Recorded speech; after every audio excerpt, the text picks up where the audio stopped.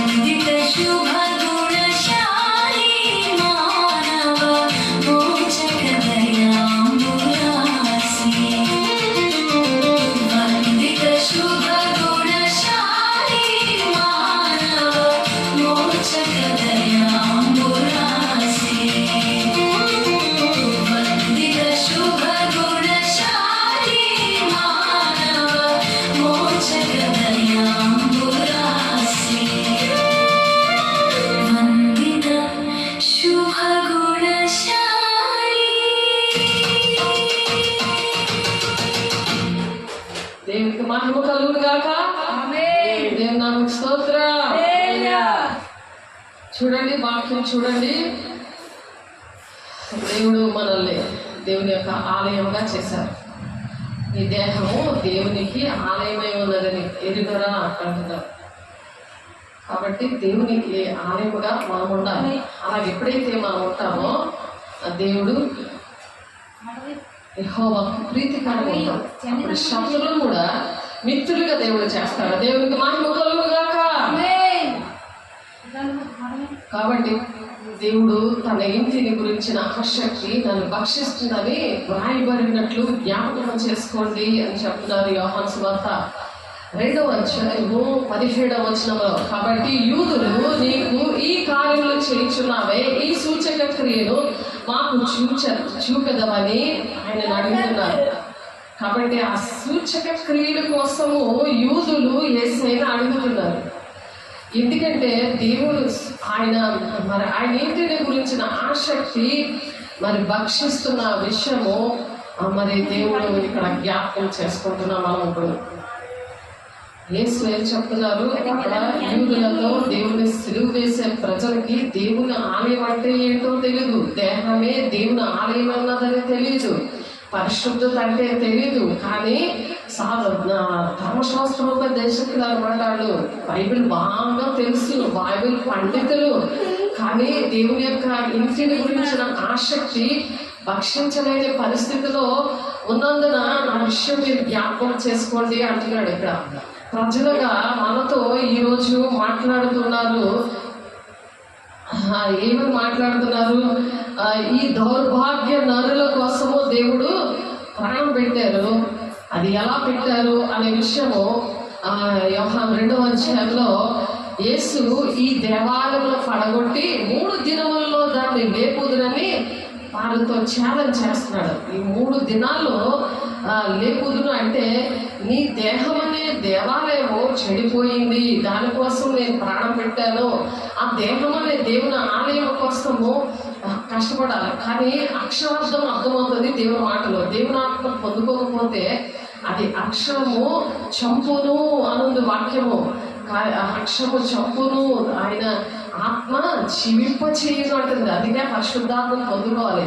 అక్షరం చూసుకొని అక్షరార్థంగా శరీరానుసారమైన భౌతికంగా ఆ నియమము భౌతికంగా భూసంబంధమైన మనుషులాగా ఆలోచించారు ఆ దినాల్లో. ఈ దినాల్లో కూడా భౌతికంగానే ఆలోచిస్తున్నారు. అసలు దేహము దేవుని ఆలయముగా ఉందన్న విషయము చాలా మందికి తెలియదు. ఆ పరిశుద్ధతలో శరీరము ఆత్మ 2 కూడా పరిశుద్ధంగా ఉండాలని కొరింథీ పత్రికలో ఉంది కదా, మనం చెప్పుకుంటూ ఉంటాం. అప్పుడే మన వాగ్దానాలు నెరవేర్చబడతాయి అని చెప్పి ఆ వాక్యం ఎప్పుడు చెప్పుకుంటుంటాం. మన శరీరము ఆత్మ 2 పరిశుద్ధంగా ఉండాలంటే రోజు పరిశుద్ధాత్మను పొందుకోవాలి. రోజు నువ్వు పరిశుద్ధంగా ఉండాలి. రోజు కూడా ప్రార్థన సహవాసం రొట్టినిచ్చేటందుకు నువ్వు ఎడతెగక ఉండాలని ఆదిమ సంఘములో ఫస్ట్ సంఘము దేవుడు సృష్టించాడు. మేడ గదిలో అగ్నిజ్వాలం అంటే ఆత్మతో వారు నింపబడినప్పుడు శిష్యులు 500 మందిని దేవుడు ఇన్వైట్ చేస్తే, ఆహ్వానిస్తే ఎంతమంది వచ్చారు? 120 మందే వచ్చారు. కానీ మిగిలిన వాళ్ళందరూ రోడ్డు మీద తిరుగుదామా, ఈ ఊరు వచ్చాము కదా, ఏది చూద్దాము, ఏది కొనుక్కుందాము, ఎక్కడికి వెళ్దాం అనే దాంట్లోనే ఉన్నారు. కానీ ఏ ఆత్మను రక్షిద్దాము, దేవుని శక్తి పొందుకుంటేనే దేవుని ఆత్మను రక్షించగలము. మనకి శిరస్సు అయి దేవుడు ఉంటాడు. మనుషులు శిరస్సుగా ఉంటే మనం దేనికి పనికిరాము. మనుషులు నడిపిస్తే మనం దేనికి పనికిరాము. కాబట్టి యేసయ్య శిరస్సుగా ఉండాలి. అప్పుడు నాయకులుగా ప్రభావితులుగా వాళ్ళు వాడుకుంటారని వాక్యం చెప్పుకుంటున్నాం మనం చాలాసార్లు. కాబట్టి మనకి ఎవరు శిరస్సు అయి ఉన్నారనే విషయము మనము గమనించాలి. దేవుని బిడ్డలారా, అనేకమైన వాక్యాలు దేవుడు మనకు నేర్పిస్తున్నాడు. వాక్యంలో యేసు ఈ దేవాలయంలో పడగొట్టి 3 దినాల్లో దాన్ని లేపుతారని వారితో చెప్తున్నారు. కానీ పరిసయ్యులు, సద్దుకాయలు, యూదులు అనే వీళ్ళు ఏమనుకున్నారు? ఈ దేవాలయం 46 సంవత్సరాలు కట్టారు అంటున్నారు. చూడండి, అక్షరము చంపును కానీ ఆత్మ జీవింప చేయను. నీకు ఆత్మ లేకపోతే నీకు దేవుడు అర్థం కాడు. వాక్యం నీకు అర్థం కాదు. వాక్యమే దేవుడే ఉన్నాడు. నీ వాక్యం అర్థం కాదు. కాబట్టి అందుకని మనము ఆదివారం మనం ఏ రోజు చెప్పుకున్నాము? బుధవారం చెప్పుకున్నాము దెయ్యముల బోధ కోసం తిమోతి పత్రికలో మనం చెప్పుకున్నాము.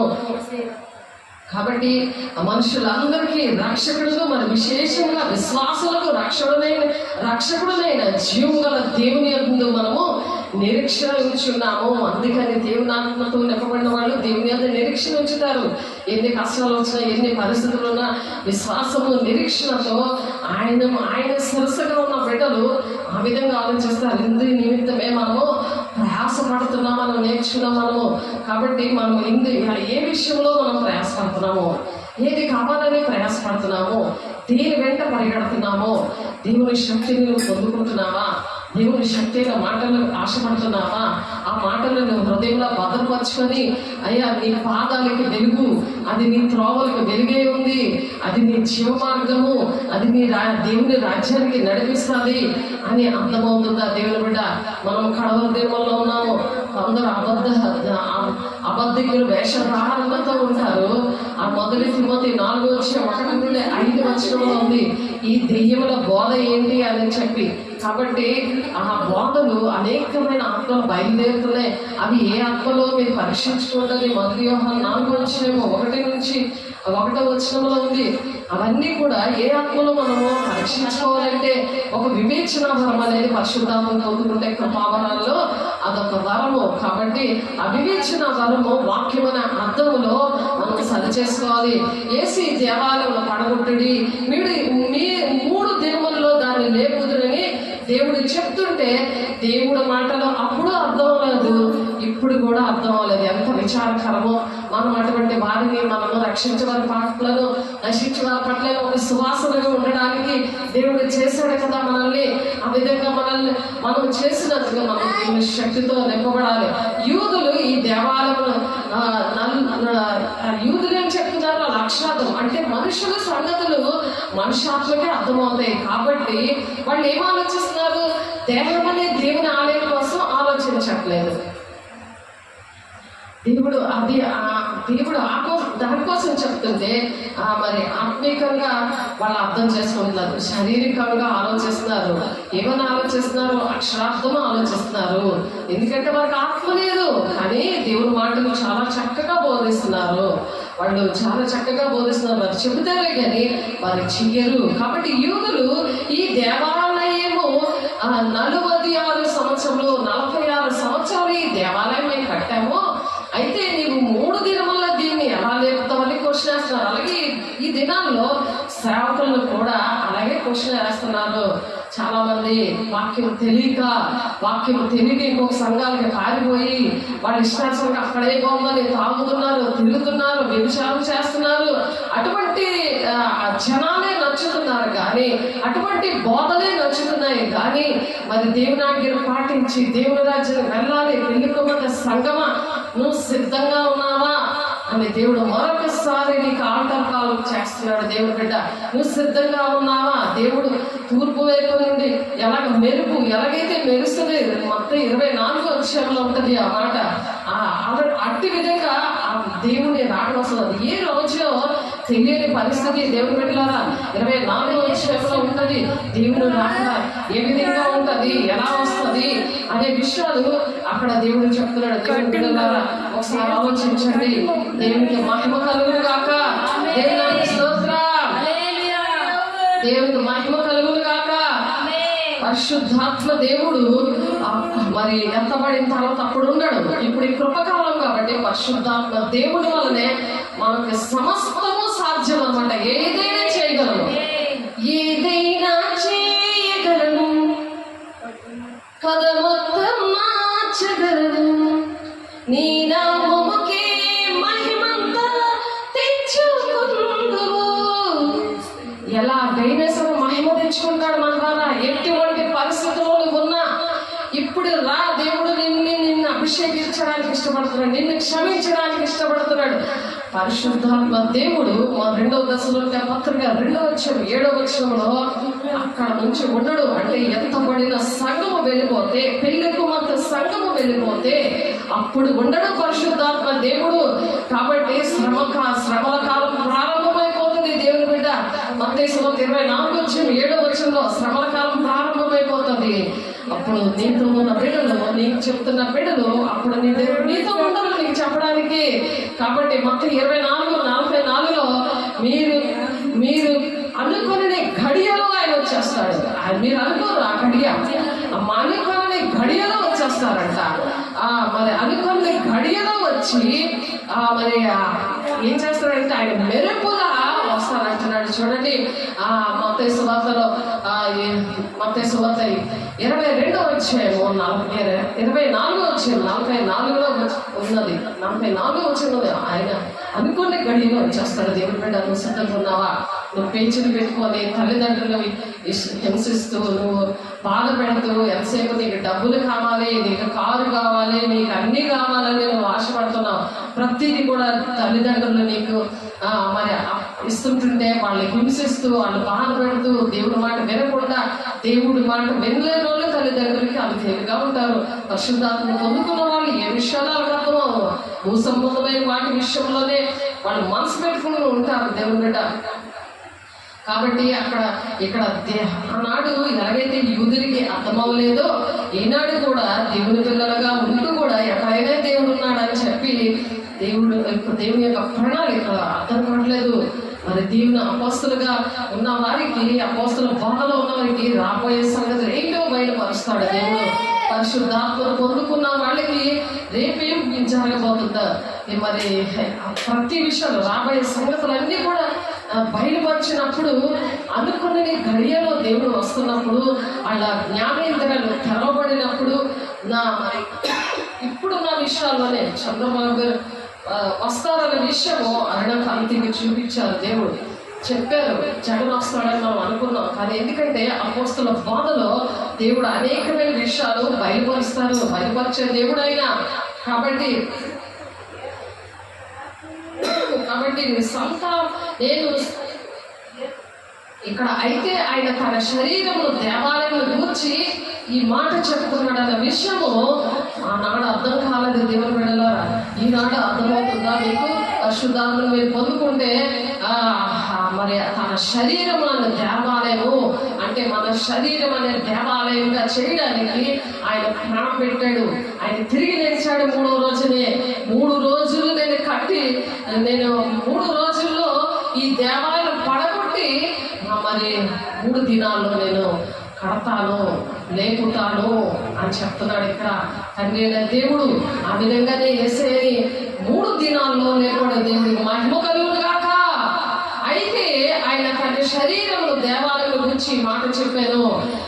ఆయన మృతుల్లో నుండి లేచిన తర్వాత ఆయన ఈ మాట చెప్పారని ఆయన శిష్యుల జ్ఞాపకం చేసుకొని లేఖనమును యేసు చెప్పిన మాటలు నమ్మిరి. ఆయన మృతుల్లో నుండి లేచిన తర్వాత నమ్మారు. అలాగే మనము కూడా తండ్రి చిత్తాన్ని మనం నెరవేర్చినప్పుడే మన కుటుంబంలోని, మన గ్రామంలోని, మన దేశంలోని ఇరుగు పొరుగు వారు నువ్వు చెప్తుంటే వినట్లేదు కదా, వాళ్ళు అప్పుడు వింటారు. నువ్వు తండ్రి చిత్తాన్ని నెరవేర్చడానికి నువ్వు పరిశుద్ధాత్మ పొందుకొని మరి యేసయ్య ఏ విధంగా బాప్తిసం పొందుకొని పరిశుద్ధాత్మ పొందుకొని సాతాను మీద జయం పొందుకొని మరి ఆయన ఏ విధంగా ఆ సాతాను తలని చెదగొట్టాడో ఆ విధంగా మనం కూడా సాతాను తలని దేవుడు చెదగొడితే మరి ఆ సాతాను తోక ఆడిస్తున్నాడు. ఇప్పుడు ఆ తోకను కూడా దేవుడు చెదగొట్టడానికి పెళ్లి కుమార్తె సంఘాన్ని తీసుకెళ్ళడానికి దేవుడు యుద్ధం చేయడానికి వస్తున్నాడు. కాబట్టి సాతాన్ని యేసునామములో గద్దించి బయటికి పొమ్మని చెప్తున్నాను. యేసునామములో మహిమగల నామములో. అయితే ఆయన తన శరీరం అనే దేవాలయం వచ్చి ఈ మాట చెప్పాడు. ఆయన మృతుల్లో నుండి లేచిన తరువాత ఆయన ఈ మాట చెప్పానని ఆయన శిష్యుని జ్ఞాపకం చేసుకొని లేఖనములు యేసు చెప్పిన మాటలు కూడా నమ్మారన్నమాట. యేసు చెప్పిన మాటలు చేసిన లేఖనములు యేసు చెప్పిన మాటల్లో ఆయన నమ్మి ఆయన పస్కా సమయంలో యెరూషలేములో ఉండగా ఆ పండుగలో అనేకలైన చేసిన సూచక క్రియలను చూసి ఆయన నామమందు విశ్వాసం ఉంచారు. మనం కూడా అనేకమైన సూచక్రియలు మనము చేస్తున్నప్పుడు ఏం చేస్తారంటే ఆయన అనేకమైన సూచక్రియలు చేస్తున్నప్పుడు ఆయన సూచక్రియలను చూచి ఆయన నామమందు విశ్వాసం ఉంచారు. అలాగే మనము కూడా ఆయన పిల్లలుగా దేహం అనే దేవుని ఆలయంగా మనం తయారైనప్పుడు, దేహం అనే దేవుని ఆలయంగా మనం తయారైనప్పుడు ఆ విధంగా మనం ఏం చేయాలంటే, దేహం అనే దేవుని ఆలయంగా మనం తయారైనప్పుడు మనం ఏం చేయాలి? మనం కూడా అద్భుత కార్యాలు చేయాలి, ఆశ్చర్య కార్యాలు చేయాలి. మనకి ఇచ్చిన దెయ్యాల మీద అధికారము, ప్రవచించే వరము, మరి దర్శనాల వరము, ఇవి వాడాలి. దేవుడు కొంచెం కింద పెట్టకూడదు. రాబోయే సమయంలో బయలుపరుస్తున్నాడు కదా దేవుడు. అనేక విషయాల్లో దేవుడి కార్యము చేశాడు కదా. అటువంటి విషయాలన్నీ కూడా అపోస్తులు 1:8 ప్రకారము పరిశుద్ధాత్మ దేవుడు మీ మీదకు వచ్చినప్పుడు మీరు శక్తిమంతులు అవుతారు. యోదయ సమరయ దేశంలో అంతటా మీరు సాక్షులుగా ఉంటారని చెప్పిన దేవుడు నమ్మదగిన దేవుడు. ఎవరైతే దేవుని శక్తిని పొందుకున్నారో అటువంటి శక్తి మాటలు చెప్తున్నప్పుడు మార్కు 16:20 ప్రకారము దేవుడు అద్భుత కార్యం చేస్తానంటున్నాడు. దేవునికి మహిమ కలుగుగాక. ఇక్కడ మరి 23వ వచనంలో చూడండి, యోహాను సువార్త కదా మనం చదువుకుంటున్నప్పుడు, యోహాను సువార్తలోని చూడండి ఒకసారి, యోహాను సువార్త 2వ అధ్యాయము మనం ఇప్పుడు చదువుకుంటున్న వాక్యం ఏంటి ఒకసారి చూడండి. 2వ అధ్యాయము 24వ వచనములో, అయితే యేసు అందరినీ ఎరిగినవాడు కనుక ఆయన తన్ను వారి వశము చేసుకొనలేదు. ఆయన మనుషుని అంతర్యమును ఎరిగినవాడు. మనుషుల యొక్క అంతర్యము అంటే లోపలున్న మన హృదయంలో ఏంటేంటుందో అదంతా కూడా దేవుడు స్కాన్ తీస్తాడు. దేవుడు బిడ్డ అవన్నీ స్కాన్ తీస్తాడు, తీసి ఆ గ్రంథంలో ప్రకటన 20వ అధ్యాయంలో ఉంటుంది కదా, ఆ జీవ గ్రంథంలో వారి పేరు ఉండాలని పేరుకు గ్రంథం అని ఉంటుంది కదా, అందులోని మరి ప్రతి దినము కూడా చేస్తున్న ప్రతి కార్యాలను కూడా దేవుడు అక్కడ లెక్క చూస్తాడు అని చెప్పి ఇక్కడ రోమపత్రికలో 12వ వచనంలో మళ్ళా ప్రతి వాడును తన గురించి దేవునికి లెక్క అప్పచెప్పాలి అంటున్నాడు. కాబట్టి ప్రతిది కూడా ఆయన రాస్తారు. కాబట్టి ఆ తన్ను మరి ఆయన వశంలో ఆయనకి ఏంటంటే మన అంతర్యములన్నీ కూడా తెలుసని మరి 24వ వచనంలో ఉంది. కాబట్టి కనుక ఎవరినో మనుషుల గురించి ఆయనకు సాక్ష్యం ఇవ్వనక్కర్లేదు. ఎవరు కూడా దేవునికి మన సాక్ష్యం చెప్పడం అవసరం లేదు. కానీ దేవుడు మనకు ఎందుకు సాక్ష్యం ఇస్తాడంటే, భూది గంతముల వరకు సాక్షిగా మనం ఉండాలని ఆయన సాక్ష్యం ఇస్తున్నాడు. దేవుడు బిడ్డ ఒకసారి ఆలోచించండి. దేవుడు మనకు మరి ఎంతబడే గుంపులో మరి దేవుడు మనం ఉండాలంటే, మొదటి దశలోనికే పత్రిక 4వ అధ్యాయము 16-17 వచనములో 15-16 మొదటి దశలోనికే పత్రిక మరి అక్కడ దేవుడు రాజ్యములకు వెళ్ళడానికి మరి దేవుడు ఏ విధంగా ఏర్పాట్లు చేశాడో చూడండి. మొదటి దశలోనికే పత్రిక మరి 4వ అధ్యాయము 16వ వచనం చూడండి. చదువులు దేవుడు ఇచ్చాడంటే చదవాలి. మొదటి దశలోనికే పత్రిక 4వ అధ్యాయము మొదటి దశలోనికే పత్రిక 4వ అధ్యాయము 15-16 వచనం. 15-16 మొదటి దశలోనికే పత్రిక 4వ అధ్యాయము 15-16 వచనం. మేము ప్రభు మాటను బట్టి మీతో చెప్పినది ఏమనగా, ప్రభు రాకడ వరకు సజీవమే నిలిచిండే మనము నిద్రించిన వారికంటే ముందుగా ఆయన సన్నిధి చేరము. నిద్రించే వారికంటే ముందు మనం చేరము. నిద్రించారు కదా చాలా మంది. అండ్ ఫస్ట్ లేపబడతారు. వాడి తర్వాత ఆర్భాటముతోనూ ప్రధాన దూత శబ్దముతోనూ దేవుని బూరతోనూ పరలోకం నుండి ప్రభువు దిగి వస్తాడు. దానికోసమే మనం సిద్ధపడాలి. మనకి దేవుడు ఏం చెప్పాడు? సిద్ధంగా ఉండండి పెళ్లి కుమార్తె సంగమా. అందుకని దేవుడు ఏమేమి చేశాడు గులాబం వచ్చి అవన్నీ చేయాలని ఇసుకులాం పూట మరొకసారి దేవుడు జ్ఞాపకం చేస్తున్నాడు. మనం తట్టి కొట్టి చెప్తున్నాడు, లేపి చెప్తున్నాడు, దేవుని బిడ్డ లేవు. దేవుని అనేక మంది నశించిపోతున్నారు. నేను చేశాను భూలోకంలోకి వచ్చి దేవుడు ఏంటి చేశారో అవన్నీ కూడా దేవుడు చేయడానికి ఇష్టపడుతున్నాడు. దేవుడు బిడ్డ ఆ మీద సజీవుల మీద నిలిచిండు. మనము వాళ్ళతో కూడా ఏకముగా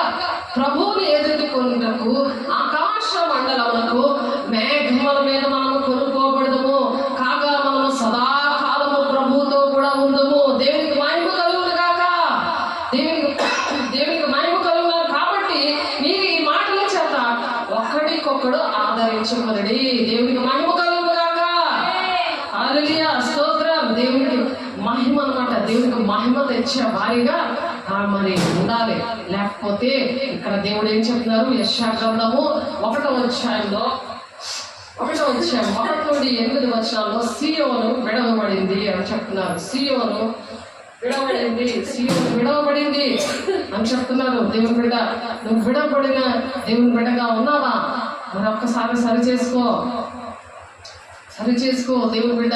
కాబట్టి దేవుడు ప్రతి విషయంలో కూడా మనం లెక్క చెప్పాలి అని చెప్తున్నారు. కాబట్టి మరి మీరు దేవుడు ఏకమై ఉంటేనే మీరు మీ కోరికలు మారిపోతాయి, ఆలోచనలు, తలంపులు అన్నీ కూడా మారిపోతాయి.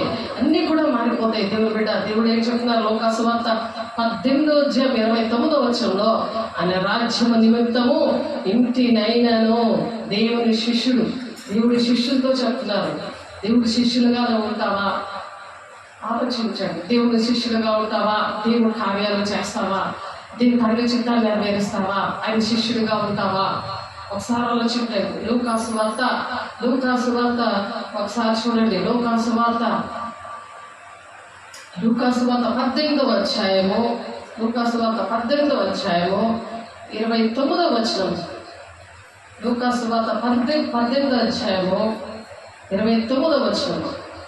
ఆయన దేవుని రాజ్యం నిమిత్తము ఇంటినైనను, భార్యనైనను, అన్నదమ్ములనైనను, తల్లిదండ్రులనైనను, పిల్లలనైనను విడిచిపెట్టిన వాడెవడను ఇక మందు చాలా రెట్లను పరమందు నిత్య జీవమును పొందకపోడని నిత్యముగా మీతో చెప్పుచున్నానని వారితో నేను.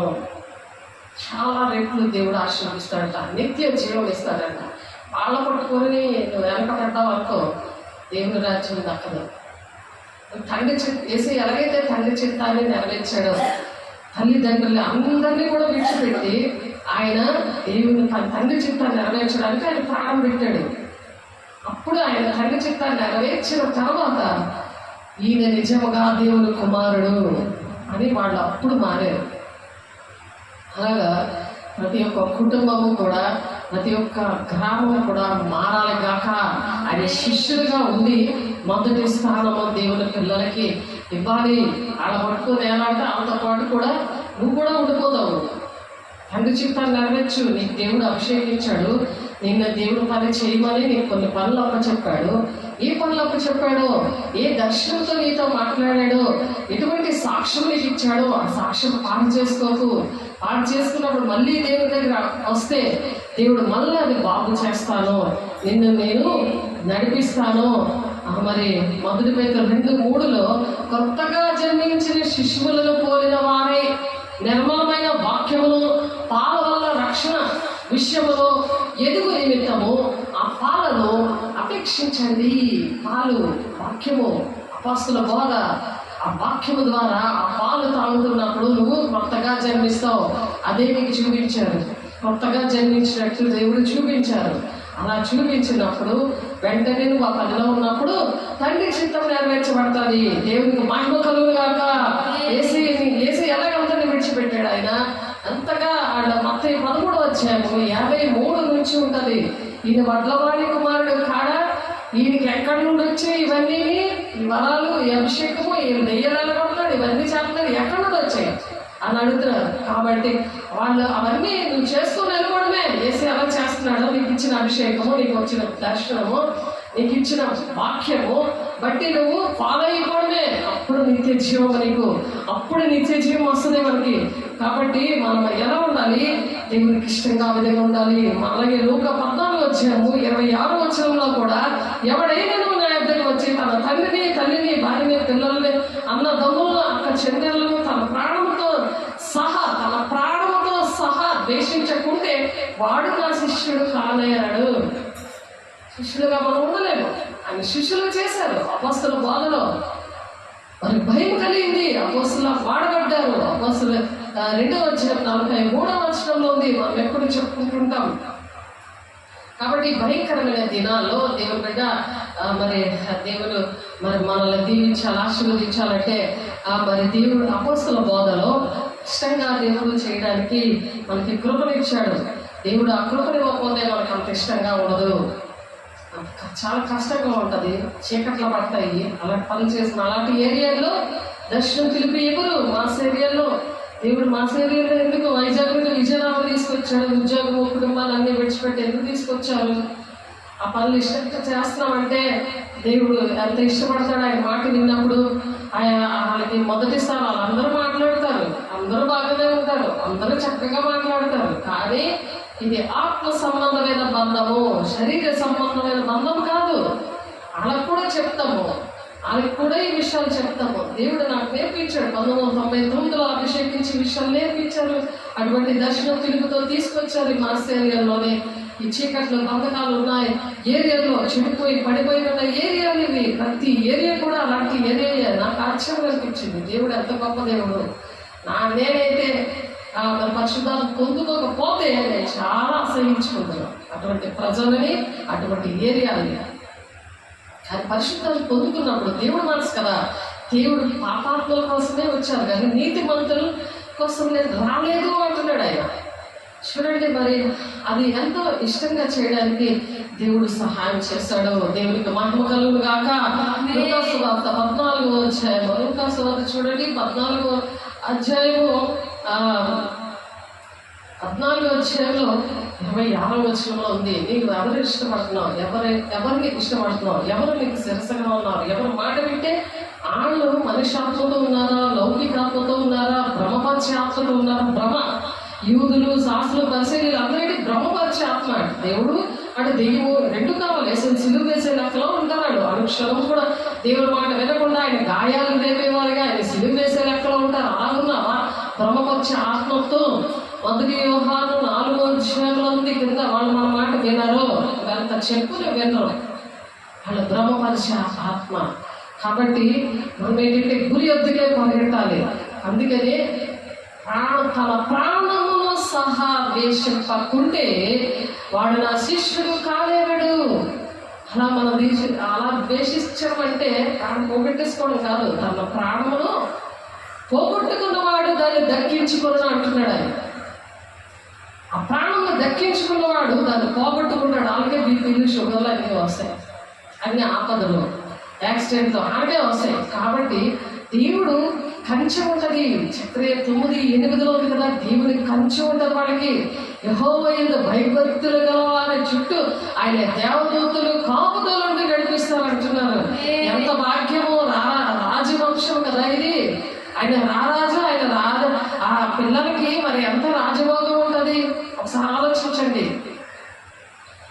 కాబట్టి వారు గొర్రె పిల్ల రక్తమును బట్టి, తామిచ్చిన సాక్ష్యమును బట్టి వారిని జయించి ఉన్నారు. కానీ మరణం వరకు తమ ప్రాణములను ప్రేమించిన వారు కాదు.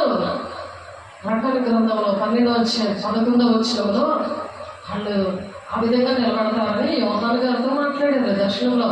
మరణం వరకు కూడా వాళ్ళ ప్రాణాలు ప్రేమించలేదు.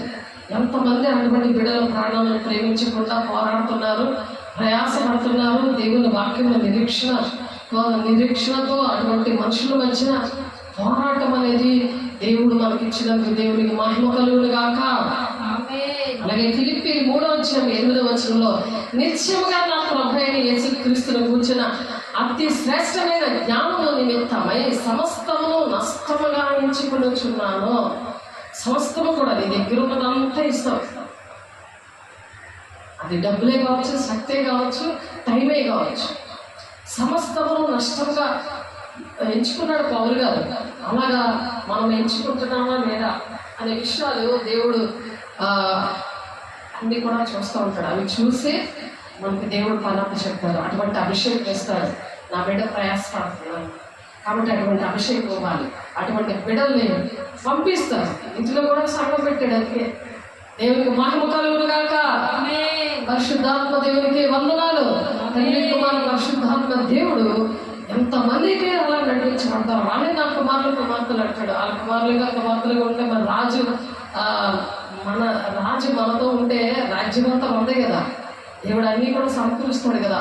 దేవుడు అటువంటి నిరీక్షణ అన్నమాట. అటువంటి నిరీక్షణ కలిగి ఉండమంటున్నాడు ఇక్కడ పౌలు గారు. ఆ విధంగా చెప్తున్నారు. దేవుని బిడ్డ ఒకసారి ఆలోచించండి. మనం ఈ దేనికోసం ప్రాకులాడుతున్నాం? యాకోబుని ప్రేమించాడు. యాషావులను ద్వేషించాడు. ఇందుకు వచ్చి మరి యాషావులు ఎందుకు ద్వేషించాడు? ఆయన బలి కూడా ఇష్టపడలేదు. తను బలి అర్పించినా సరే అది ఇష్టం కాలేదు ఆయన. కాబట్టి యాకోబును ప్రేమించినవి ఏశావును ద్వేషించావు అని రాయబడి ఉంది రోమపత్రిక మరి 9వ అధ్యాయము 13వ వచనంలో. మరి యోహాను 12వ అధ్యాయము 25వ వచనంలో కూడా యోహాను 12వ అధ్యాయము 25వ వచనంలో కూడా తన ప్రాణమును ప్రేమించేవాడు దాన్ని పోగొట్టుకోను, ఈ లోకంలో తన ప్రాణమును ద్వేషించేవాడు నిత్య జీవము కొరకు దాన్ని కాపాడుకోనని మీతో నిశ్చయంగా చెప్పుచున్నాను. నిత్యము కూడా కాపాడుకుంటాడంట. దేవుని రాజ్యం వచ్చే వరకు కూడా అతని ప్రాణాన్ని కాపాడుకుంటుంటాడట. మీతో నిత్యంగా చెప్పుచున్నాను, నిత్య జీవము కొరకు మన ప్రాణాలని దేవుడు కాపాడుతూ వస్తుంటాడంట. మీతో నిత్యంగా నేను చెప్తున్నాను.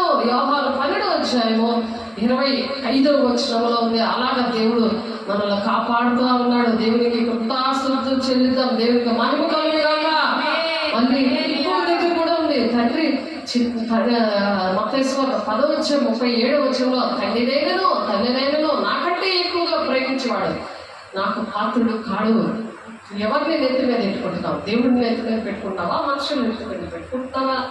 ఎవరికి ఎక్కువ టైం ఇస్తున్నావు?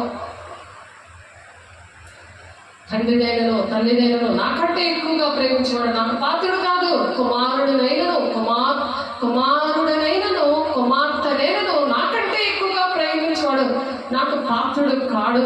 నీకు దేవుని అభిషేకం ఇచ్చినా, నీకు దేవుని వరాలు ఇచ్చినా, నువ్వు అటువంటి పిచ్చి పనులు చేసావు అనుకో, దేవుని మాట వినకుండా, దేవుని ప్రేమించకుండా, దేవుడు చెప్పిన మాట వినకుండా నువ్వు ఎటు పరిగెడుతున్నావో అప్పుడు నువ్వు దేవుని పాత్రుడు కాదు.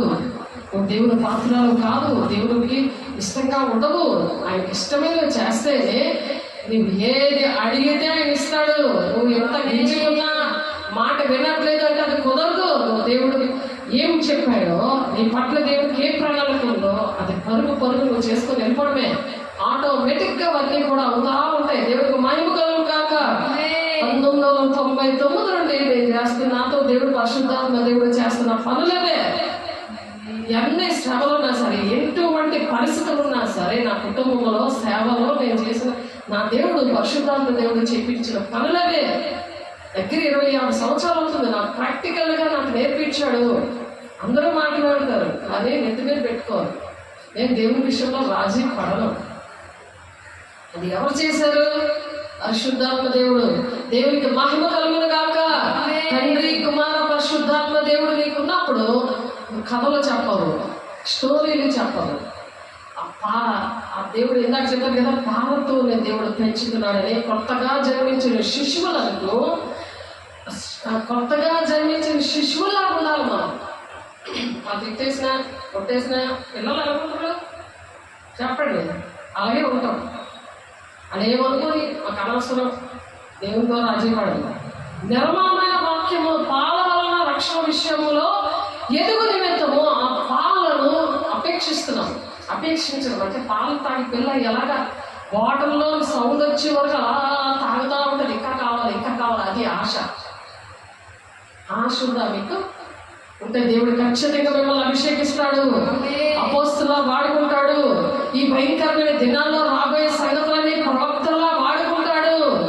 దేవుడు దర్శనాలు చూస్తారు, మీ యవ్వనులు దర్శనాలు చూస్తారు, వృద్ధులు కలవకంటారు, మీ కుమారులు మీ కుమార్తెలు ప్రవచిస్తారు, మీ సేవకుల మీద సేవకురాండ్ల మీద దేవునాత్మ కుమరిస్తారు అంటున్నాడు. యోవేలు గారు ప్రవచించారు 2:27.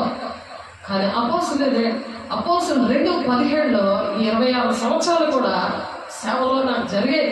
నా ఆత్మీయ పిల్లల్లో సంఘంలో ఇంటిలో జరిగాయి. ఇంట్లోని సంఘమే ఎప్పుడు కూడా ఇంట్లోనే 24 hours కూడా అందుబాటులో ఉండడానికి దేవుడు ఆ సంఘాన్ని పెట్టి అలాగా ప్రతి ఫోన్లోనూ ఉండడానికి దేవుడు సహాయం చేసిన దేవుడికి గొప్ప కృతజ్ఞతాస్తుతులు చెల్లించడానికి దేవుడు ఈ అవకాశం ఇచ్చాడు. దేవుడికి మహిమ కలుగును గాక. దేవుడికి కృతజ్ఞతాస్తుతులు చెల్లించాలి. దేవుడు చేసిన కార్యాలని భూది గంతముల వరకు పరిశుద్ధాత్మ దేవుడు వచ్చినప్పుడు మీరు సాక్షిగా ఉంటారని చెప్తున్నాడు. మన సాక్షిగా ఉండాలి దేవుని బిడ్డ.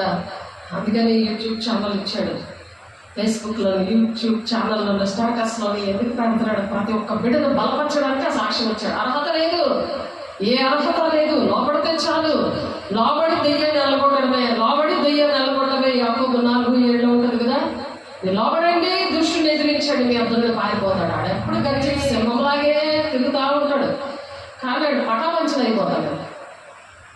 కాబట్టి దేవునికి మహిమ కలుగును గాక. తన సిలువను ఎత్తుకొని నన్ను వెంబడింపని వాడు నాకు పాత్రుడు కాడు. తన ప్రాణం దక్కించుకున్నవాడు దాన్ని పోగొట్టుకును, కానీ నా నిమిత్తము తన ప్రాణం పోగొట్టుకున్నవాడు దాన్ని దక్కించుకున్నాడు. మిమ్మల్ని చేర్చుకున్నవాడు నన్ను చేర్చుకోను, నన్ను చేర్చుకున్నవాడు నన్ను పంపిన వాడిని చేర్చుకున్నాడు. దేవుని పిల్లల్ని చేర్చుకోవాలి. ఏదో చేర్చుకున్నాను, నేను వెళ్ళిపోతానులే అంటే నువ్వు సైతాన్ని చేర్చుకో, సైతంతో ఉండు. దేవుని దగ్గర ఉన్నప్పుడు నీ బతుకాలం ఉంది. దేవుని మనుషుని, దేవుని పిల్లలతో ఉండాలని చక్కగా దేవుడు నీకు అవకాశం ఇస్తే పరిచర్య చేయమని దేవుడు ఏ పనులకు చెప్పాడో అనేక మందికి స్వార్థ ప్రకటించమని చెప్తే, మరి నా ఇష్టం వచ్చినతాను అని చెప్పి నాకు అప్పులు ఉన్నాయి, నా పరిస్థితులు ఇవి అని సాధారణ ఒకటి చెప్తుంటే నువ్వు దెయ్యానికి లోపడిపోతున్నావు, దేవుణ్ణి ఎదిరించేస్తున్నావు. సేవకులను ఎదిరించినా దేవుణ్ణి ఎదిరించినా ఒకడే. ఎందుకంటే పరిశుద్ధాత్మ దేవుడు మరి ఇర్మియా 17:16 ఉంది కదా మాట, నీ నోట నుండి నా మాటలు వస్తాయి నీ సన్నిధిలో నుంచి, నా మాటలు ఉన్నాయి నీ సన్నిధిలో. ఆయన కాపరిగా ఉండి ఆయన మాట్లాడిస్తున్నాడు. ఆయన సన్నిధి ఉంది నీ నోటిలో నుంచి నా మాటలు ఉన్నాయి, అది నీకే తెలుసు అన్నాడు. ఆయన నా మొహం తిరిగిపోయింది నిజంగా. అది నీకే తెలుసు, నాకు తెలుసు, నా దేవుడు నాతో ఉన్నాడు, నాతో మాట్లాడుతున్నాడు, నాతో మాట్లాడిస్తున్నాడు, ఈ కార్యాలన్నీ నా పరిశుద్ధాత్మ దేవుడు చేస్తున్నాడు తెలుసు, అది నీకే తెలుసు అంటున్నాడు. ఆయన బాధపడుతుంటే సన్నిధి వాళ్ళ మాటలు ఉన్నాయి. సన్నిధికి వస్తే సాతానికి దానికి ఎలాగంటే మేకులు కూర్చున్నట్టు అయిపోతుంది, ముళ్ళ పొదలో పడుకున్నట్టు ఉంటుంది. సాతం పట్టిన వాళ్ళు వస్తే అలా ఉండలేదు. దేవునాత్మ ఉన్న వాళ్ళకి నచ్చుతుంది, వాళ్ళు వినగలరు, వాళ్ళు పాటించగలరు, వాళ్ళు శిష్యులుగా తయారవుతారు. దేవుని బిడ్డ ప్రవక్త అనే ప్రవక్తను చేర్చుకున్న వాడు ప్రవక్త ఫలం పొందుకుంటాడు. ప్రవక్తని చేర్చుకున్నారనుకో మీరు, ఆ ప్రవక్త ఫలము అంటే ఏంటంటే వాళ్ళలా మీరు తయారైపోతారు. దేవునికి మహిమకాలంగా అందరూ దేవుడు పిలుస్తాడు ఆ దగ్గరికి. ఇంట్లోనైనా ఫోన్లోనైనా సన్నిధిలోనే 24 hours నీకు అందుబాటులో ఉండాలంటే వాళ్ళని చేర్చుకోవాలి, వారి మాట వినాలి. వారి మాట వినండి. హెబ్రీయులు రాసిన పత్రిక 13:17 కూడా ఉన్నాయి కదా, వాళ్ళ దుఃఖముతో సేవ చేస్తే నీకు మంచిది కాదు. వాళ్ళు దుఃఖపెట్టకూడదు, ఎందుకంటే వాళ్ళని వాడుకుంటున్నాడు మీకు దేవునికి మధ్యవర్తులుగా ఉండి మిమ్మల్ని నడిపించడానికి, మిమ్మల్ని శిష్యులుగా చేయడానికి, తల్లి చిత్తాన్ని నెరవేర్చడానికి, దేవుని రాజ్యం నిత్య జీవం మీకు ఇవ్వడానికి మీరు మీ కుటుంబాలు అలా రక్షించుకుంటారు. యోసేపు రక్షించుకున్నాడు కదా. యేసయ్య చూడండి, మరి తను ఒక్కడే కదా, తను ఎంతమంది ఎన్ని మాటలు అన్నారు, ఎంత దూషించారు, ఎంత అవమానించారు, అయినా సరే తండ్రి చెప్పాను ఆయన అలా మనం చేయగలమా?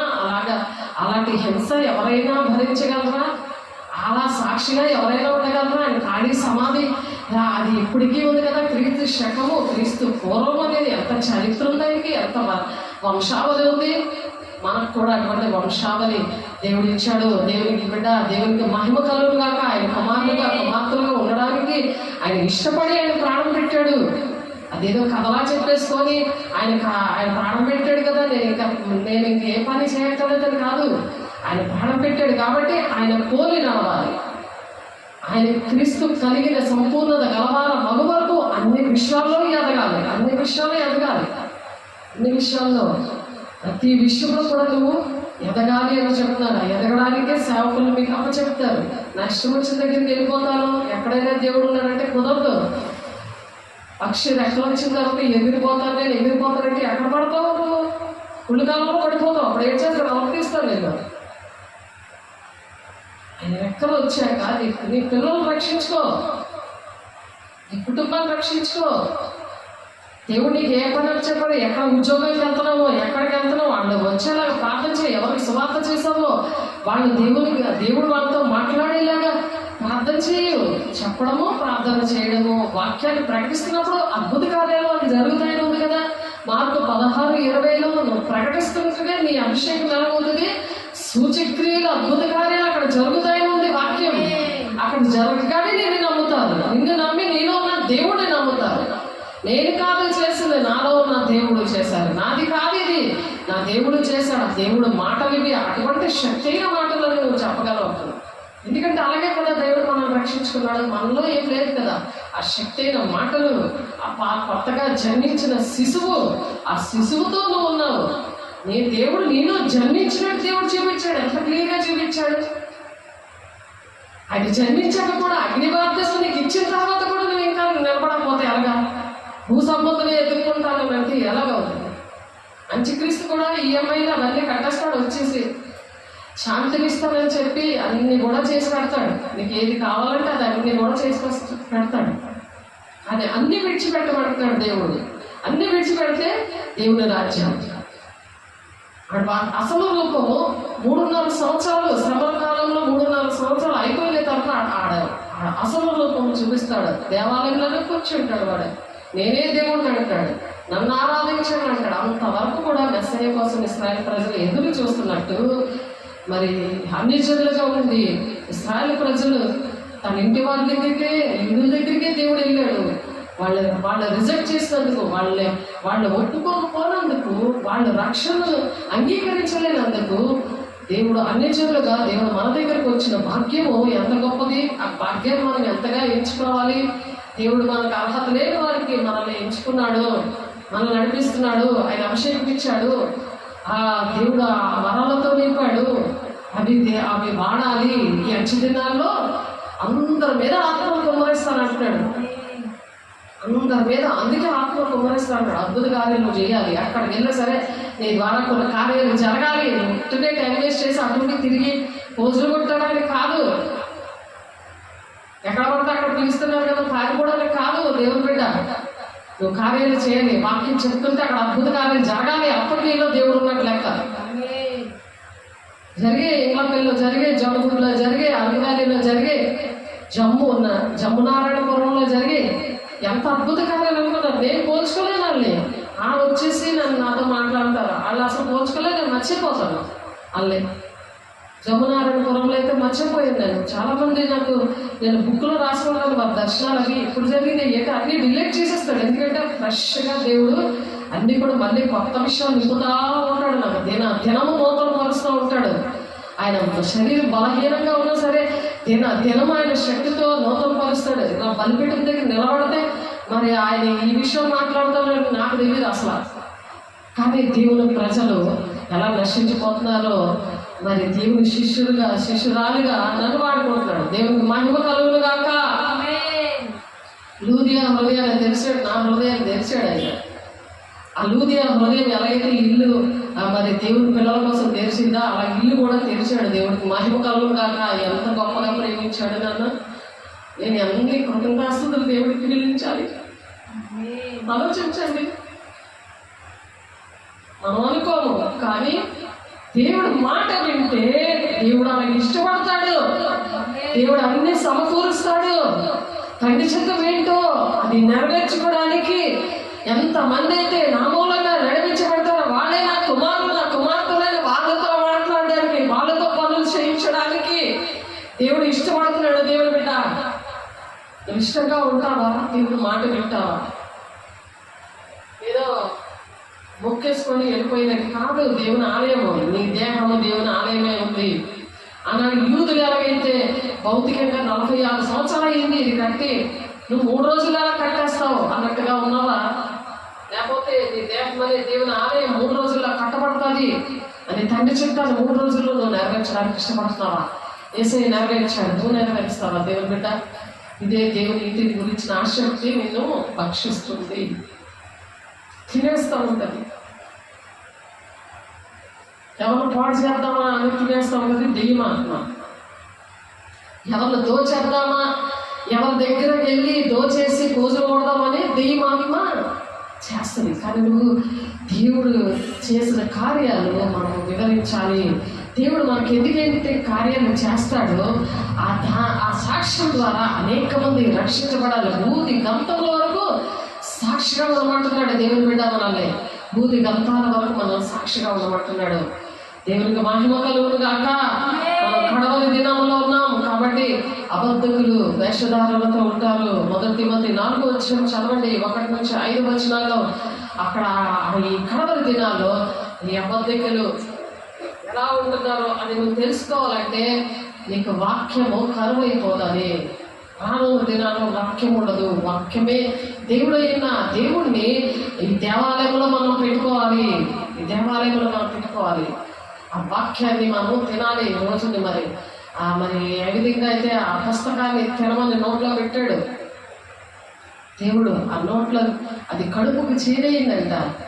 నోటికి ఎంత తీగా ఉంది కానీ కడుపుకి చేదుగా ఉంది. అంటే కొన్ని విషయాలు చేదుగా ఉన్నా సరే మనము భరించే శక్తి దేవుని యొక్క అభిషేకమే ఇస్తుంది. చాలా విషయాలు బాధకరంగా ఉంటాయి, కానీ అది ఆ చేదైన ఆ విషయాలు అవన్నీ కూడా దేవుడే ఆ విషయాలు మనకి అది మధురంగా మారుస్తాడు. పాల వంటిది, చుంటే తేనె వంటిది, అది మధురమైన వాక్యాన్ని తినమని చెప్తాడు దేవుడు. ప్రకటన గ్రంథంలో ఉంది ఆ మాట. మరి హెస్కేల్తో కూడా అలా మాట్లాడతారు దేవుడు. కాబట్టి దేవుడు, నేను సంతాపము కలిగి ఏడ్చుచున్నాను, నాకు విముఖులై ఉండి నా జనములకు కలిగిన నాశనముల గురించి నన్ను ఓదార్చుటకు తీవ్ర పడకుడి అని చెప్తున్నారు ఇక్కడ. దేవుడు ఓదార్చే విషయాల్లో మరి దేవుడు ఈ విషయం చెప్తారు యెషయా గ్రంథంలో 22వ అధ్యాయంలో.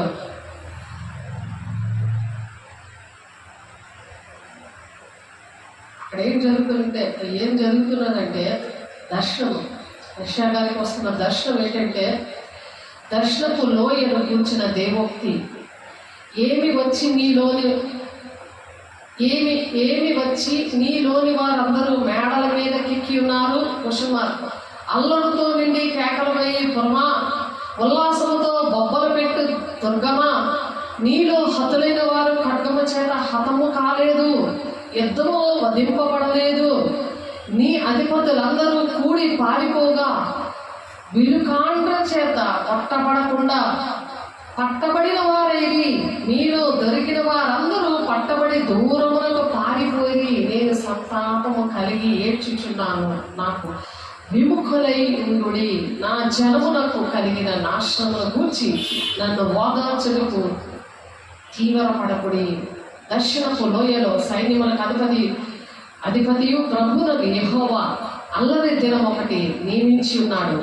వాటమి తొక్కుడు కలవరము ఆయన కలుగు చేయను. ఆయన ప్రాకారములను పడగొట్టగా కొండవైపు ధ్వని వినబడను. కాబట్టి ఇటువంటి పరిస్థితులన్నీ కూడా రాబోయే విషయాలు, ఇవి ప్రవచనాలు నెరవేర్పనేవి జరగడానికి సిద్ధంగా ఉన్నాము. కాబట్టి ప్రతిదీ కూడా దేవుని దగ్గర పాదాల దగ్గర పడితే ఆయన అర్థమయ్యేలాగా చేస్తాడు. కాబట్టి దేవుడు మన కోసం దాచి ఉన్నది ఎంతో గొప్పవి. ఎన్నో గొప్పమైన విషయాలన్నీ కూడా దేవుడు దాచాడు.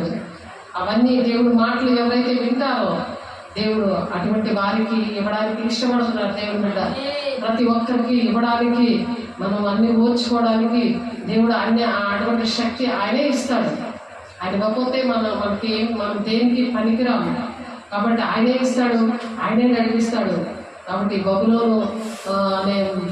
బబులోను కూలిపోయాను అనే ఆ ప్రకటన 18వ అధ్యాయంలో అటువంటి విషయాల కోసమే ఉంది. ప్రకటన 18 నుంచి 18వ అధ్యాయం 1 నుండి 3 వచనాల్లో బబులోను కూలిపోయింది అనే ప్రవచనము అర్థమవ్వాలి అంటే మన ప్రపంచంలో ఏది జరుగుతుందనేది మనకు తెలియాలి.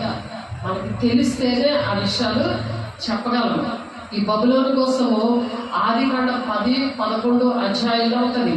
ఆదికాండం 10వ అధ్యాయం 6వ వచనంలో కూడా ఉంటుంది. ఆ దినాల్లో నిమ్రోదు బాబేలు గోత్రము కట్టడం గురించి అక్కడ ఆ బబులోను దానికోసం అవన్నీ కూడా వివరంగా ఉంటాయి.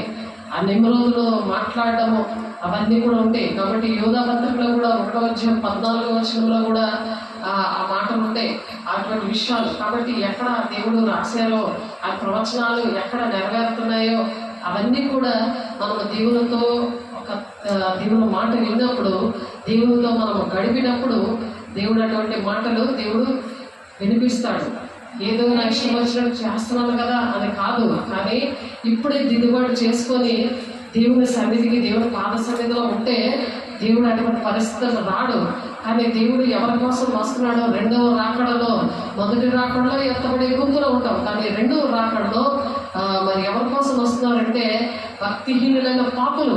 భక్తిహీనులు భక్తులు అనుకుంటారు కానీ భక్తిహీనత ఉందని తెలియదు. దేవుడితో మాట్లాడే అనుభవం లేకపోతే మరి తెలియదు. ఒక దర్శనం వెళ్ళిపోలేదు, లేకపోతే రాబోయే సంగతుల కోసం దేవుడు నీతో మాట్లాడే ఆ జ్ఞానేంద్రియం లేకపోతే, పరిశుద్ధత లేనిదే దేవుని చూడలేడు అని అందుకే చెప్తున్నారు. కాబట్టి అటువంటి భక్తిహీనులైన పాపులు తనకు విరోధముగా చెప్పిన కఠినమైన మాటలు అన్నిటినీ గురించి వారిని ఒప్పింపచేయటకు ఇప్పుడు ఒప్పుకోకపోతే దేవుడు ఒప్పింపచేయడానికి వస్తున్నాడు. ప్రభు తన వేవేల పరిశుద్ధుల పరివారముతో వచ్చాను. వారు తమ దురాశల చెప్పున నడుచుచు, లాభము నిమిత్తం మనుషులను కొనియాడుచు, సొలుగు వారును తమ గతిని గూర్చి నిందించిన వారినే వారి నోరు డమ్మమైన మాటల పలుకులు అన్ని గొప్ప గొప్పలు చెప్పుకుంటారు. వాళ్ళు గొప్పలే చెప్పుకుంటారు, దేవుడు మహిమపరచలేరు, మహిమకరమైన కార్యాలు చేయలేరు. అది గమనిస్తున్నారో లేదో అంచె దినాల్లో జరుగుతున్నాయి. అదే బబులోను కూలిపోయని అదే ప్రకటన గ్రంథంలో చెప్తున్నారు. కాబట్టి యేసు ప్రభు తమ్ముడు యేసు ప్రభు యోధా పత్రికలో ఉన్న ఆ హానోకు నోవాహు కాలంలో మరి ఆ 7th జనరేషన్లో పుట్టాడు హానోకు. మరి కాబట్టి ఆ భూలోకంలో మరి ఆ దెయ్యములు తిరుగుతూ ఉంటాయి. భూలోకంలో దెయ్యములు అంటే ఏంటి? ఆ లూసిఫర్ని మరి తగిలేశారు కదా. దేవుడు ముందు సృష్టించాడు. వాళ్ళు దేవుడి మాట వెనక ఆ ఆత్మల వల్ల ఈ భక్తిహీనులు ఆ ఆత్మలే పరిశుద్ధాత్మ దేవుడు అనుకుంటారు. ఆ ఆత్మలే పరిశుద్ధాత్మ దేవుడు అనుకుంటారు. ఆ దేవదూతలాగా ఆరాధిస్తారు. వాళ్ళకి వాక్యం వచ్చు కదా. ఆ దేవదూతలకి దేవుని రాజ్యం నుండే వచ్చాయి కదా. దేవునితో ఉన్న వాళ్ళకి వాక్యం కూడా వచ్చు, పాటలు వచ్చు. వీళ్ళందరూ ఏంటంటే దేవునికి చోటివ్వరు. ఈ గొప్పతనానికి పోయినందువలన దేవునికి చోటివ్వలేదు కాబట్టి వారిని అపవిత్రతకు నేను అప్పచెప్పాను ఉంది రోమపత్రిక 1:24 ఈ దెయ్యాలైతే దేవుడు సృష్టించలేదు. ఈ ఆత్మలే దేవుని కన్నా ఎక్కువ మహిమపరచడానికి, మహిమ పొందుకోవడానికి ఇష్టపడతారు, గొప్పతనాలకి ఆశపడతారు. దేవునికి మహిమ తెరవాలి అనే ఉద్దేశంతో తండ్రి చిత్తము ఎలాగుందో అలాగా తండ్రి భూలోకంలో ఎటువంటి అద్భుత కార్యాలు, మహత్కార్యాలు, సూచక్రియలు చేశాడో దేవుని ఆత్మతో నింపబడి దేవుని ప్రజల్ని వాక్యం చెబుతూ మరి వాక్యం అయ్యాక కూడా మరి ప్రతి టైంలో కూడా అందుబాటులో దేవుడు ఎలాగైతే ఉన్నాడో అలాగా ఉండాలని దేవుడు ఆశపడి విషయాలు చెప్తున్నారు. దేవుని బిడ్డ మరి దేవునికి చోటు ఇవ్వలేకపోతే అపవిత్రతకి దేవుడు అప్పచెప్తాడు. ఆ భక్తిహీనులైన పాపులని ఒప్పింప చేయడానికి వేవేల పరివారంతో ఆయన రాబోతున్నాడు. పిలుగుమంత సంఘంలో ఉండరు, వాళ్ళు ఉండరు. పిలుగుమంత సంఘంలో ఉండరు. కాబట్టి రెండో రాకడలో ఆ శ్రమ దినాల్లో మరి అప్పుడు తెలుసుకుంటారు ఆ భక్తిహీనులు. ఒప్పుకోక దేవుడు దూషించాలని ఉంది వాళ్ళకి. ఏంటి ఆయా 6వ అధ్యాయంలో, ప్రకటన 6వ అధ్యాయంలో ఆ పాత్రలు కుమ్మరిస్తున్నప్పుడు అవన్నీ కూడా వస్తున్నప్పుడు ఏంటంటే దేవుడు దూషిస్తూ ఉన్నారు. ప్రకటన గ్రంథంలో మరి మీరు చదువుతున్నారో లేదో, దేవుడు మరి పశ్చాత్తాపం అనేది లేదు. పశ్చాత్తాపం లేకుండా వాళ్ళు దూషిస్తూ వచ్చారు. కాబట్టి బబులోను ఆ విధంగా కూలిపోయింది అని అక్కడ దేవుడు యోహాను భక్తుడు రాస్తున్నాడు.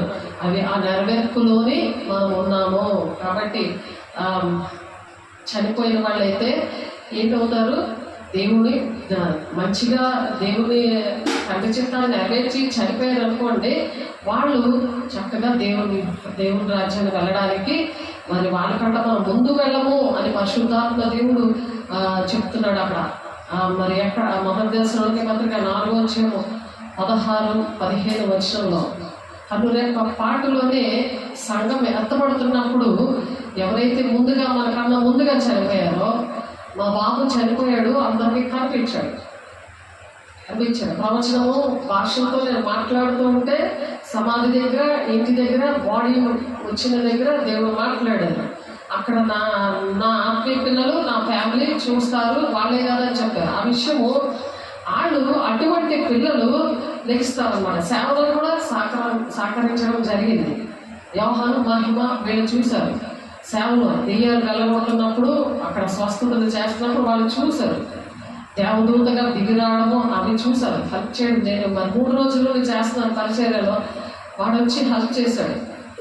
కాబట్టి దేవదూతలతో ఎలా వస్తారో వాళ్ళు, మరి యోహాను యేసయ్యకి అది రూపాంతరం చెందిన దగ్గర మోషే, ఏలియా వచ్చారు కదా, ఆయన మాట వినండి అని.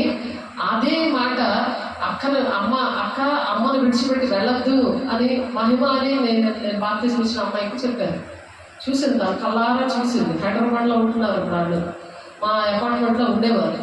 కాబట్టి వాళ్ళకి 4గురికి బాప్తిజం ఇవ్వడం అయింది. ఆ కార్యాలు జరిగినప్పుడు దేవుడు ఇప్పించారు, దేవుడు ఇచ్చారు వాళ్ళకి.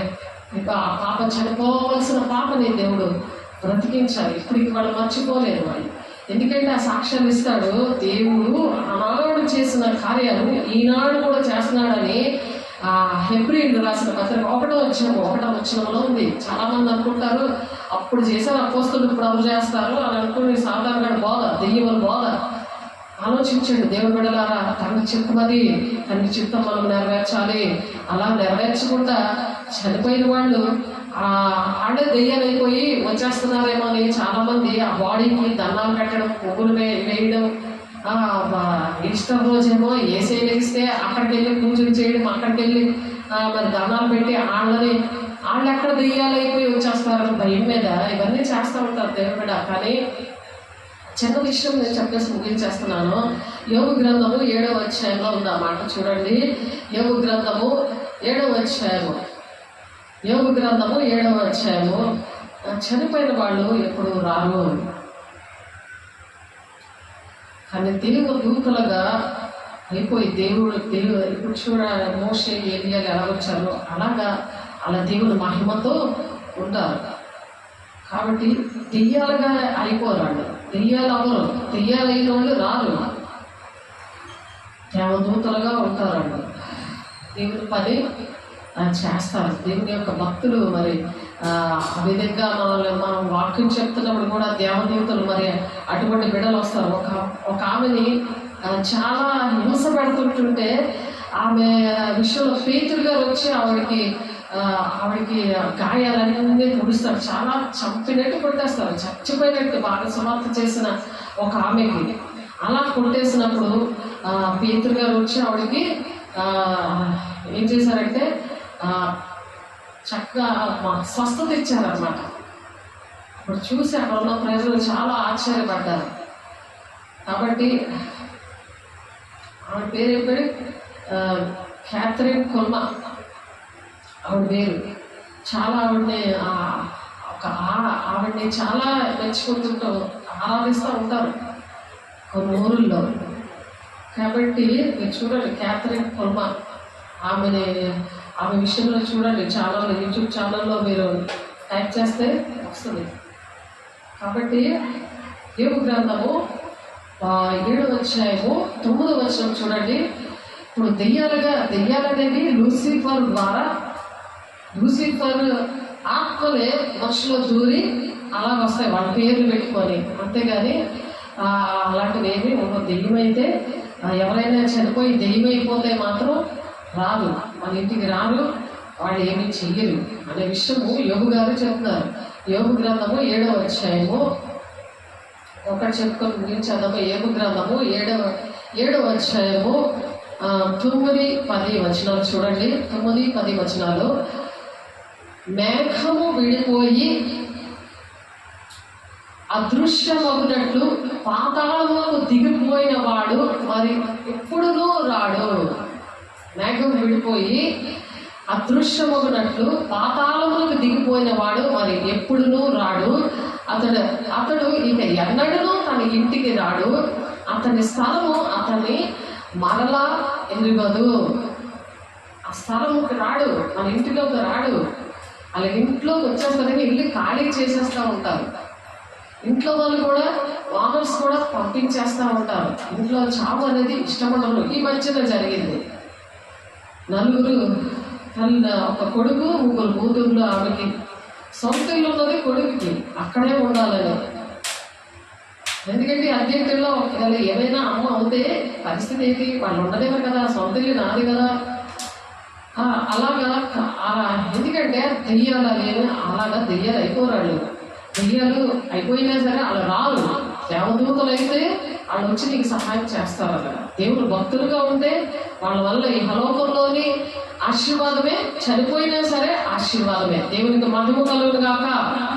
అతడు ఇక ఎన్నడనో తన ఇంటికి రాడు, అతని స్థలం అతని మరలా ఎరగదు. అతని స్థలం మరలా ఎరగదు. ఎందుకంటే బాబు చనిపోతే మా ఆయన చూశారు, మా అత్త చూసింది, నా కూతురు చూసింది, మళ్ళీ ఇంగ్లాపల్లి పిల్లలు చూశారు, జొన్నగుడ్డ పిల్లలు చూశారు, ధరంపూర్ పిల్లలు చూశారు. ఇంతమంది సాక్ష్యాలు ఇప్పించాడు. దెయ్యాలు వెళ్ళగొడుతుంటే 3 రోజుల నుండి వాళ్ళ ఇంట్లో ఉన్న వాళ్ళందరికీ కూడా అక్కడ పరిచర్య జరిగింది. దేవుడు అద్భుత కార్యాలు చేశారు. వాళ్ళు చూశారు. మరి నేను 4th ఫ్లోర్లో, వాళ్ళు 3rd ఫ్లోర్లో ఉంటూ దేవుడి కార్యాలు చూశారు. ప్రత్యక్షమైన సజీవ సాక్ష్యం ఇది. మరి దేవుడు దెయ్యాలు అయిపోతే ఇలా పాతాళాలకి దిగిపోతారు అని ఉంది ఇక్కడ. యోగు గారి సాక్ష్యం, యోగు గారు రాస్తున్నారు ఈ విషయాలు. అతడు ఇక ఎన్నడనో తన ఇంటికి రాడు, అతని స్థలం అతని మరలా ఎరగదు. మేఘములు విడిపోయి అదృశ్యమైనట్లు పాతాళంలోకి దిగిపోయిన వాడు మరి ఎన్నడనో రాడు. చచ్చిపోయిన రాడు, వాడు పాతాళానికి వెళ్ళిపోతాడు. పాతాళానికి వెళ్ళిపోతావా? దేవదూతగా ఉంటావా? దేవుని పరిచర్య చేస్తావా? దేవుని బిడ్డలకి సహాయకుడిగా ఉంటావా? సహాయం చేస్తావా? ఒకసారి ఆలోచించుకో. ఇక్కడ కూడా దేవదూతలాగే వాడబడతారు.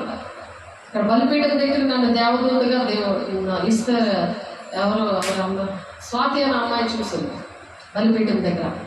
కాబట్టి మళ్ళీ మీలో దేవుడిని చూస్తున్నారా, దెయ్యాన్ని చూస్తున్నారా? ఇప్పుడే చెక్ చేసేసుకుంటే ఒక పని అయిపోదండి. అది కృపకాలం. పరిశుద్ధాత్మ దేవుడు ఉంటే మీకు అర్థమవుతుంది ఆ విషయాలు. పరిశుద్ధాత్మ దేవుడు ఉన్నప్పుడు మనోనేత్రాలు పడతాయి. ఎవరిలో దర్శనం చూస్తారు, ఆ దర్శనంలో చూశారు మీ పిల్లలు. అలా అబద్ధం ఆడరు కదా, ఒకరు అబద్ధం ఆడతారు కానీ అందరూ అబద్ధం ఆడరు కదా. ప్రవచిస్తారు. ఏం జరుగుతుందో అది ఆడియో అండ్ వీడియో టీవీలో వచ్చేస్తుంది. ఆడియో అండ్ వీడియో అది అపోస్తలుల బోధ అంటే. 26 సంవత్సరాల అనుభవం దేవుడికి ఇచ్చారు. దేవుని బిడ్డ ఎంచి దినాల్లో ఇంకా ఆత్మలకు మరుస్తారు. ఇంకా యవనుల దర్శనం చూడాలి. యవనులు పాడైపోతున్నారు కదా సర్పంతో. ప్రార్థన చేద్దాం. ఆ విధంగా ప్రసంగి 9:5-6 వచనంలో బ్రతికి ఉండేవారు తాము చత్తరని ఎరుగుదురు, అయితే చచ్చిన వారు ఏమీ ఎరుగురు. అదేంటి తెలియదు. చచ్చిపోయిన వాళ్ళకి ఇంకేంటి నీ కోసం తెలియదు. నువ్వు సంపాదించి రెక్కలు ముక్కలు చేసుకొని నువ్వు నీ కోసం దేవుని కోసం ఖర్చు పెట్టుకోకుండా ఏంటి సాతాను పిల్లల కోసం ఖర్చు పెడుతున్నావు అనుకో, అలా ఎంజాయ్ చేస్తారు. సాతాను పిల్లలు నువ్వు బాగా మేపుతున్నట్లు లెక్క. అందుకే దేవుడిని మొదటి స్థానం ఇవ్వమంటున్నారు. వాళ్ళందరినీ విడిచిపెట్టమని చెప్తున్నారు. కారణం అది. బ్రతికి ఉండేవారు తాము చత్తరని ఎరుగుదురు. బ్రతికున్న వాళ్ళు ఎలాగైనా చచ్చిపోతామో తెలుసు, అయితే చచ్చిన వారు ఏమీ ఎరుగురు. చచ్చిపోయిన వాళ్ళు మాత్రం ఏం తెలియదు. ఇంకా మనం చచ్చిపోతే మనకి ఏం తెలియదు. కాబట్టి వారి పేరు మరువబడి ఉన్నది. దేవుడు బిడ్డల పేరు మరువబడదు. నీతిమంతులు జ్ఞాపకం చేసుకుంటారు. కానీ మరి బాబు విషయంలో ఎలాగైనా జ్ఞాపకం చేసుకోగలుగుతున్నాను. చనిపోయినందుకు నేను 3వ రోజే నేను సేవలో ఉన్నాను, 2వ రోజే నేను సేవలో ఉన్నాను. కాబట్టి దేవుడు ఆ పరిశుద్ధాన్ని దేవుడే చేశాడు. ఒక పాస్టర్ మీటింగ్లో ఉంటే తగరపల్స్లో అప్పుడు చీటీ మీద రాసి ఏరియాలో ఒక అన్నయ్య ఒకే ఒక బాబు చనిపోయాడు, ఆ బాబు కోసం ప్రార్థన చేయండి అన్నారు. అలాగా అక్కడ ఆ చీటీ మీద రాసి ఇచ్చారు. 3వ రోజు అక్కడ ఇంట్లో చుట్టాలు అందరూ కూడా ఉన్నారు. ఎప్పుడైతే అన్నీ అయిపోయాయో 3 రోజుల్లో వెంటనే అప్పటి నుంచి కూడా దేవుడే ముందులు పాట పెట్టుకున్నామో అన్నాడు కదా, అలాగే వదిలేశారు ప్రతిదీ కూడా. మరి ఇంకేం లేదు. దేవుని రాజ్యంలో ఉండడానికి ఒక ఆనందము సంతోషమే. ఇంకా ఈ హలంలో ఉంటే మనం పట్టలేము కదా. అమ్మ నాకు బాప్తిస్మం ఇచ్చింది కాబట్టి అమ్మని వదిలిపెట్టుకో అని చెప్పాడు. వచ్చి మహిమతో దేవదూతల మహిమతో వచ్చి చూడండి, అటువంటి దర్శనాలు కలుగుతాయి అపొస్తలుల బాధలో.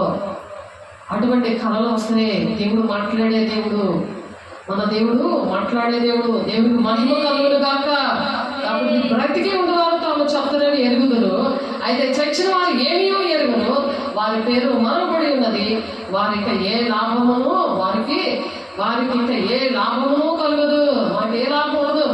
మనం సంపాదించింది ప్రతిదీ కూడా దేవుని పని కోసమే ఖర్చు పెట్టాలి. మన శక్తి అన్నీ కూడా దేవుని పనికి ఖర్చు పెట్టాలి. వాళ్ళు ఎంజాయ్ చేస్తారు. అప్పుడు నువ్వు రక్షించలే వాళ్ళని, ఇప్పుడు రక్షించు వాళ్ళని. దేవుని రాజ్యాన్ని తీసుకురా, కంటి చుట్టా నెరవేరిస్తే అదే మొదటి నీతిని రాజ్యాన్ని వెతకండి అని అందుకే చెప్పారు. నీ పర్లోకం తెలుసు నీకు ఏది కావాలా. నీ పిల్లలు బాగుండాలా, నీ భర్త బాగుండాలా, నీ ఇల్లు బాగుండాలా, నీకు ఏది కావాలి తండ్రి చిత్తం నెరవేర్చి ఫస్ట్. దేవుడు ఏది చెప్పారు అది మాట, నీ సావులు ఏది చెప్పారు అది మాట. అది తండ్రి చిత్తం నెరవేర్చినప్పుడు దేవుడు అన్ని కూడా సమకూరుస్తాడు. తనను ప్రేమించే వారికి సమస్తము సమకూడి జరుగుతాయి. సమస్తము అలా జరుగుతున్నాయి. మనుషులని అసలేని తండ్రి అనే దేవుడు ఆ ముదిము వచ్చులోకి ఎత్తుకొని దేవుడు ఆయన. కాబట్టి అదే విశ్వాసము, నిరీక్షణ.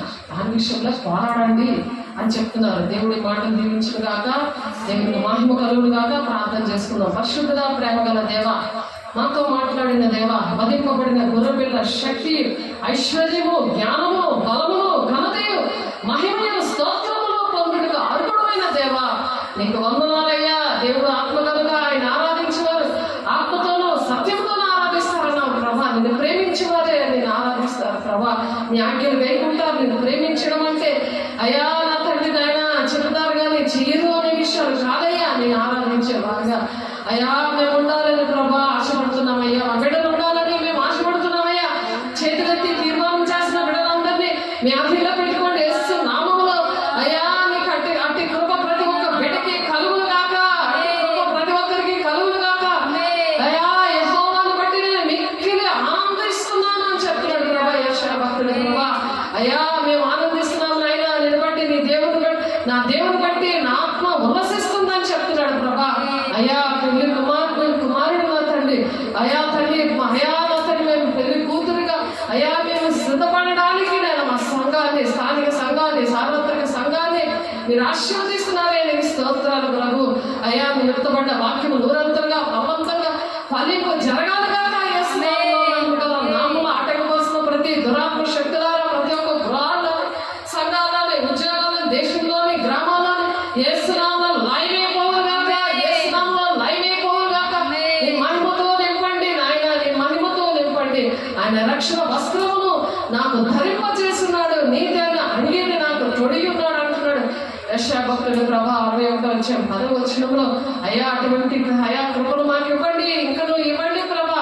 కొరతలైన ఆత్మతో బిడ్డలకు ఇవ్వండి ప్రభా. అయ్యా మననేత్రం తెరవండి ప్రభా. మీరు గొర్రెపిల్ల రక్తములను తమ వస్త్రమును ముద్దుకొని వాటిని తెలుగు చేసుకున్నారు అని చెప్తున్నారు ప్రభా. అయ్యా నెరవేర్పు మా జీవితాల్లో జరగాలి కాక. 7:14 అయ్యా నీ నెరవేర్పు మాకు జరగాలి కాక యేసునామములో ప్రభా. అయ్యా రాజ్యమైన మా దేవా నిన్ను ఘనపరచేస్తున్నాం. నేను నిత్యమునైన మీరు మిమ్మల్ని స్తుతిస్తున్నాం.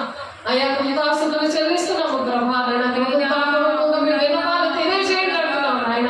అయ్యా మా తలంపులకు, ఆలోచనలు, ఉద్దేశాలు ప్రతిదీ కొన్ని బలమైన హస్తాల్లో పెడుతున్నాం. మార్గాలు సరళము చేస్తున్నందుకు, సమస్తము సమకూడు చేస్తున్నందుకు మీకే కోట్లాది వందనాలు స్తోత్రాలు చెల్లిస్తూ నీ సాక్షిగా అయ్యా ఇదివారు నాయన మీరు నిలబెట్టుకుంటున్నందుకు వందనాలు, కోట్లాది వందనాలు స్తోత్రాలు చెల్లిస్తూ యేసే పరిశుద్ధ నామములో, నీ శక్తి గల నామములో, నీ ప్రేమ గల నామములో అయ్యా బ్రతిమలాడి వేడుకుంటున్నాము అయ్యా పరలోక తండ్రి. ఆమేన్. తండ్రి యొక్క దీవెన, కుమారుని యొక్క కృప, పరిశుద్ధాత్మిక నిత్య సహవాసము సదా కాలము మనకు తోడై ఉండి నడిపించును గాక. ఆమేన్. God bless you. దేవుడు మిమ్మల్ని దీవించి ఆశీర్వదించును గాక. దేవుడు మహిమ కలుగును గాక. ఆమేన్.